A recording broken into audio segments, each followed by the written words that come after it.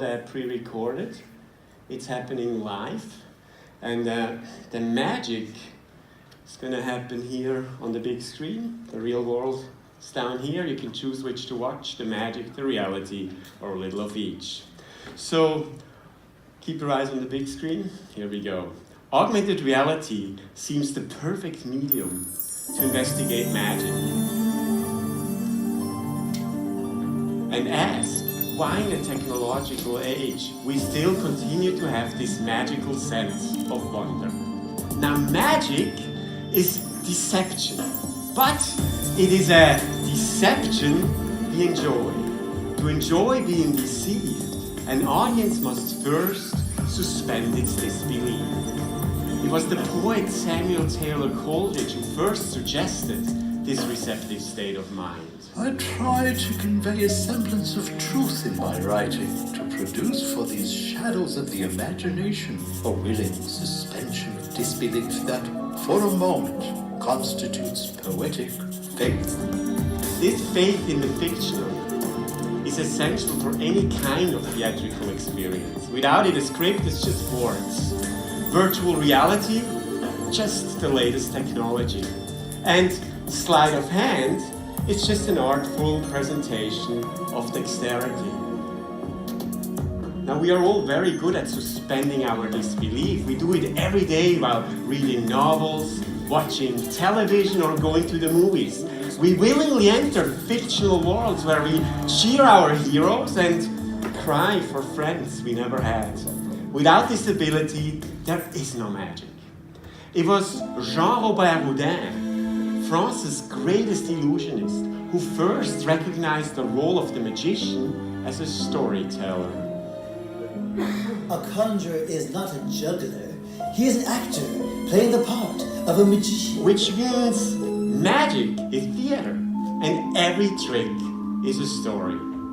The tricks of magic follow the archetypes of narrative fiction. They are tales of creation and loss, death and resurrection, and obstacles that must be overcome.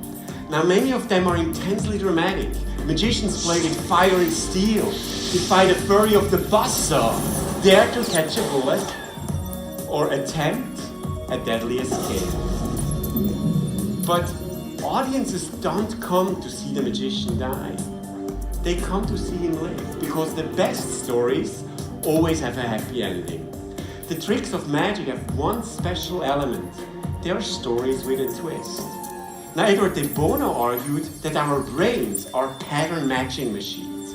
He said that magicians deliberately exploit the way their audiences think. Stage magic relies almost wholly on the momentum error. The audience is led to make assumptions or elaborations that are perfectly reasonable, but do not, in fact, match what is being done in front of them. In that respect, magic tricks are like jokes. Jokes lead us down a path to an expected destination. But when the scenario we have imagined suddenly flips into something entirely unexpected, we laugh. Now, the same thing happens when people watch magic tricks.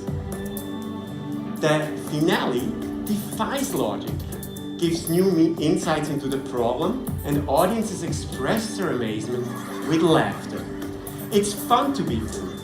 Now, one of the key qualities of all stories is that they are meant to be shared. We feel compelled to tell them.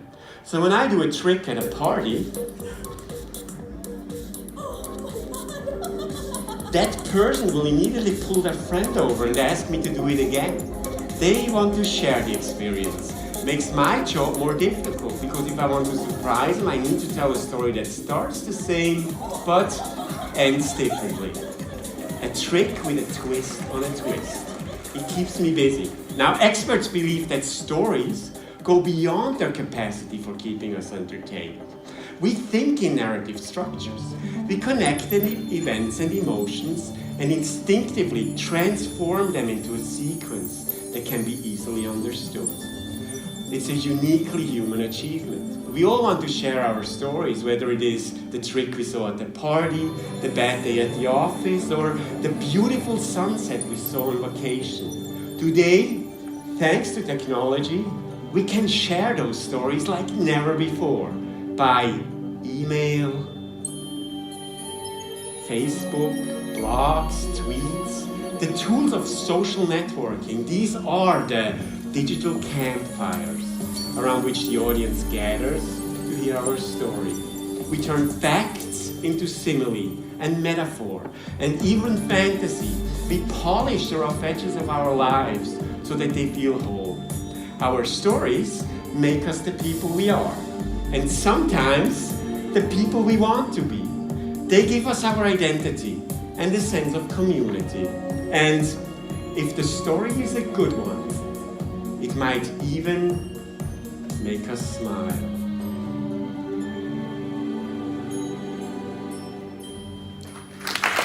Thank you very much.